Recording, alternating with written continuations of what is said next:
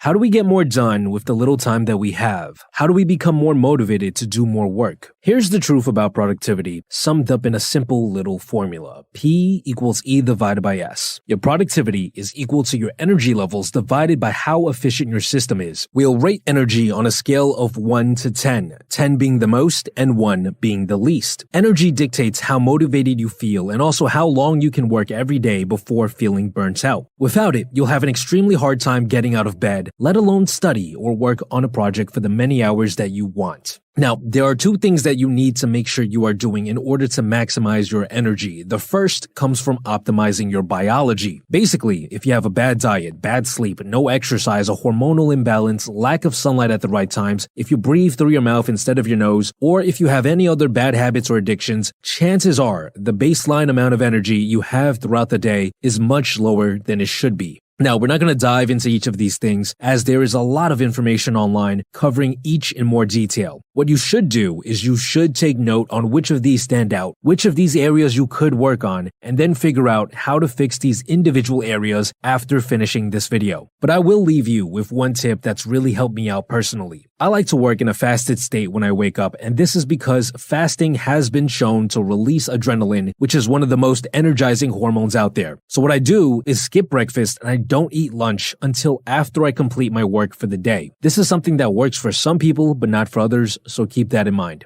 Now, the second thing you need in order to maximize your energy is passion. You see, when you enjoy doing something, energy gets generated during the act of doing. This happens because neurotransmitters like dopamine are released while you are studying a subject that you enjoy or working on a project that you're obsessed about. Every little milestone you reach or new piece of information you come across releases more dopamine, and this dopamine ends up motivating you to work even more. It literally gives you more energy. That's why so many of us are able to play video games for 8 hours straight, but can't seem to study for just an hour. Playing video games is an enjoyable task that releases dopamine every few minutes, which energizes us and keeps us playing. Now, I know some of you might be thinking, well, what if I'm not passionate about the thing I have to work on? Well, there are some ways you can trick yourself to enjoy the process more, such as temptation bundling, which is when you do something enjoyable while doing something less enjoyable. For example, eating food while studying a boring subject. You could also give yourself rewards more often by doing something like the Pomodoro technique, where you work for 25 minutes and then take a 5-minute break and reward yourself during those 5 minutes. And finally, you could reframe your work as something that has a higher purpose, something that is extremely meaningful, such as convincing yourself that studying to become a doctor will bring your family above the poverty line. If techniques like this do not work, then you must face a harsh reality. If you genuinely do not enjoy something, it is almost always going to be much harder for you to generate more energy, especially over long periods of time. If you are genuinely not interested in becoming an engineer or a doctor like your parents want you to, then I honestly believe you should switch to something else that you do enjoy. Because when you work on a passion, you will be able to tap into a much larger pool of energy, which in turn increases your chances of success. You will go out of your way to research a subject that you are interested in. You will spend hours working on something without anyone having to force you to do it. Your productivity levels will be much higher because your E in the formula will be much higher.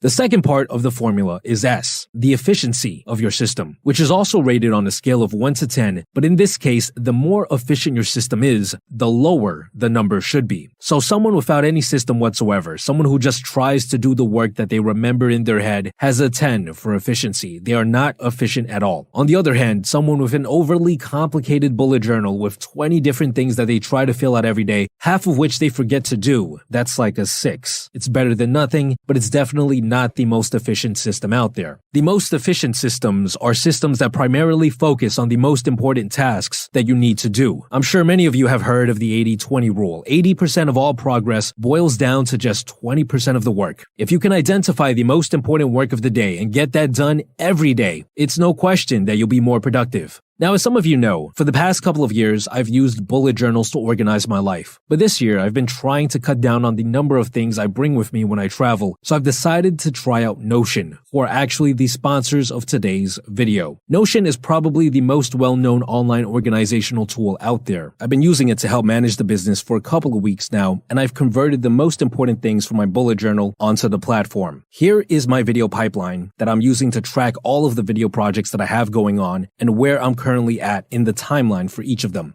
Here is my research page where I take notes on all the topics I'm currently researching and thinking about, which I eventually might use to create the scripts for future videos. Here are my daily to-dos. This used to take up the majority of space in my old bullet journal. It covers all of the tasks I need to do every day. It helps me remember to send emails and do other smaller tasks, which I would definitely forget if I didn't add them. I also use this section like a calendar, which gives me a bigger picture of what's coming up in the future. There are many real-life events nowadays that I have to attend, and it certainly helps to zoom out and be able to see everything from afar so I don't miss anything. I also use this as a quick way to jot down what I've done each day, which is something I used to do in my bullet journal as well. As you can see, it's fairly easy to toggle between the different tabs and update it with any new information, and Notion is very similar to a bullet journal. It's basically the digital version of one. You can do just about anything you want inside, and the great thing about it is that it comes with dozens of templates that you can simply click, use, and edit to however you like. You can even use it to track habits you are building, goals that you want to hit, and much, much more. Notion is an amazing tool that helps you dream, plan, work, and build. You can get started for free and create a new Notion workspace page using the link in the description box below.